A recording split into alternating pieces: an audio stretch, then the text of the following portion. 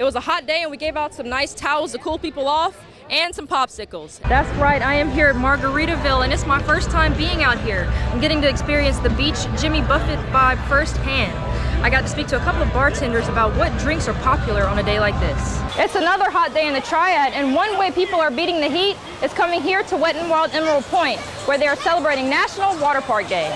Lawmakers are trying to bring a casino here in Rockingham County.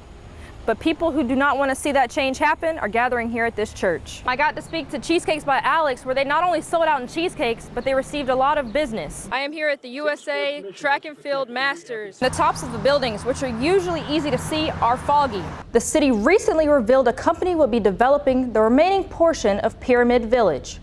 But soon, it could be as easy as logging into an app on your phone. Area shelters are nearing max capacity as we reach the dog days of summer. I got a first-hand look at the issue at the Burlington Animal Shelter. Sounds coming from the Burlington Animal Shelter are louder than ever before. Shelter Director Jessica Arias says they haven't been at max capacity in a decade.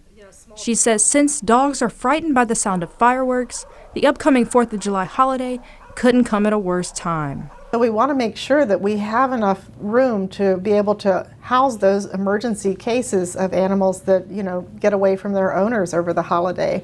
Arias says that since the cost of nearly everything is going up, some pet owners can no longer afford them.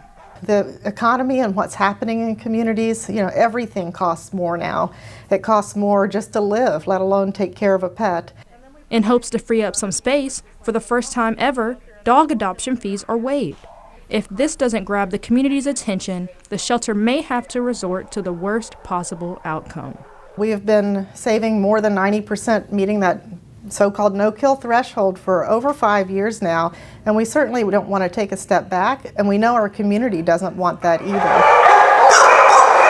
Before that happens, Arias says the shelter is doing all they can to get the community involved.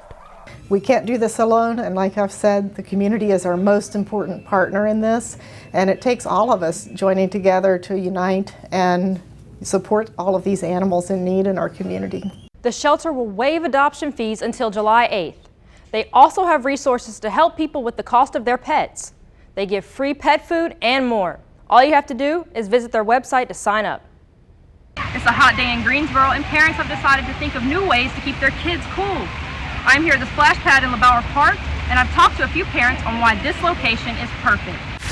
Tracy Farias came to the splash pad with her husband and grandson. She says while she visits other splash pads in surrounding counties, this one in LeBauer Park is perfect for a hot day like this. You have little ones with lots of energy, and the playgrounds are too hot. All the equipment gets hot, they don't want to play, but they want to be outside. Splash pad is the answer.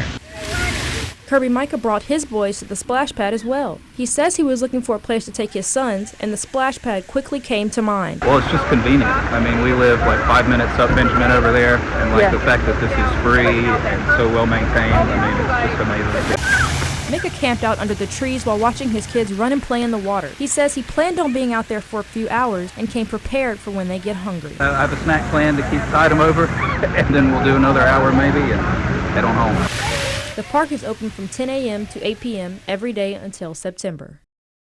Out in Hollywood, thousands of actors moved from the red carpet to picket lines. They joined writers on strike against major streaming services and studios. Today, the American Actors Union, better known as the Screen Actors Guild, announced that they will be joining the writers as they strike for better pay and job protection. Here in the Triad, the executive director of the Piedmont Triad Film Commission says the impact of this work stoppage will be felt here in North Carolina. We have a lot of SAG actors here in the Piedmont Triad, and so any work that they have lined up is going to be postponed, possibly canceled until further notice. Clark says that the state has done well with bringing projects to North Carolina in the past couple of years. But this could all change depending on the duration of the strike. If this takes months to resolve, it's really going to negatively impact the business for this year, but hopefully that won't be the case. Clark says North Carolina's production business had been feeling the effects far before today. Companies previously slowed down projects because they were preparing for something like this. Businesses that work with production companies will feel the impact as well. Rental car companies, dry cleaners, hardware stores where they get equipment and to build sets. All of those businesses will also be negatively impacted.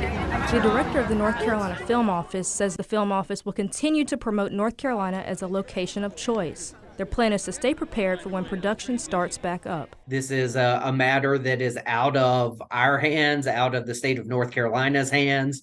And so we will be ready to assist as productions are ready to move forward. Gaster says the strike will give local filmmakers a chance to work on their own films. He added that the strike will not affect projects that have already been filmed. Some will even be ready for viewers soon.